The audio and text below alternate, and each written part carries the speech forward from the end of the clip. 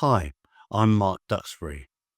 Softly is a weekly prose podcast, this time Falling Leaves. The world was spinning itself into a new skin when we met. October, a month that never seemed certain whether it was ending or just beginning. Everything was gold and rust and crimson, the trees beginning a death that isn't an end at all. I remember watching the leaves, their jagged arcs of falling.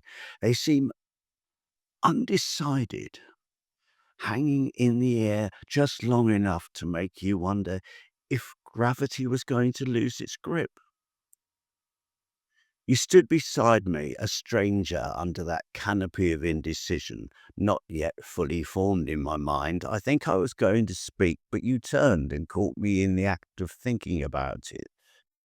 That was the start. Funny, isn't it? You said. What is? How falling can be so slow. You'd think gravity would be quicker. The words caught me off guard. I laughed, though I wasn't sure if it was because of the words or the sudden realization that I'd be waiting for someone to break into my solitude. I'd been standing still for 30 years. In that moment, I understood it. You didn't wait for an answer. You just stood there, your coat flaring slightly in the breeze, like the leaves around us, part of now, rather than apart from it. Time is a liar, a trick of the light, a sleight of hand. Time is clocks pretending they understand movement, pretending they aren't spinning as wildly as we are. You weren't like time, were you? You weren't slow. You arrived all at once, like a character stepping off a page fully formed, your lines written as if they'd always been there, as if you'd been waiting for the plot to catch up with you. We met again and again and again, little repetitions, days that echoed each other with just enough variation to feel surprising.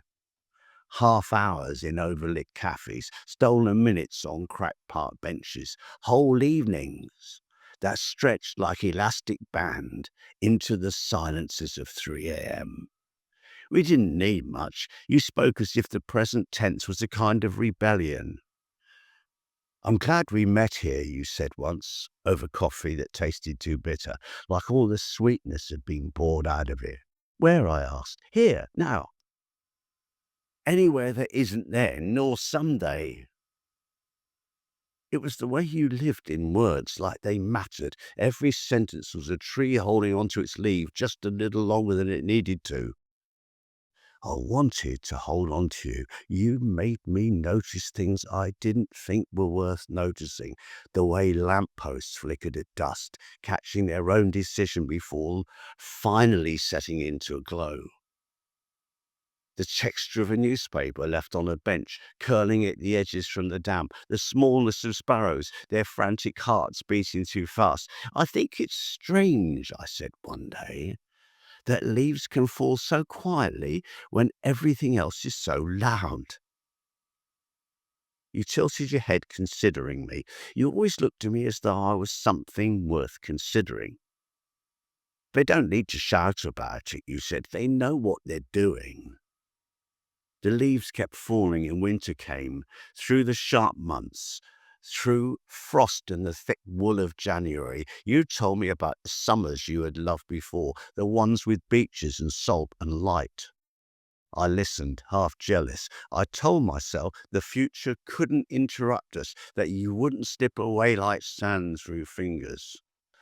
Spring came again and the world grew noisy again. Buds burst open on trees and suddenly every street smelled of something sweet and drying.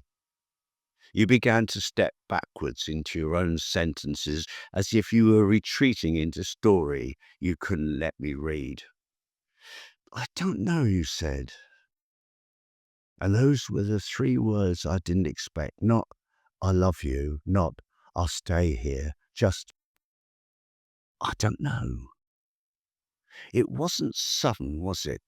Falling is never sudden. Falling is a slow, deliberate arc.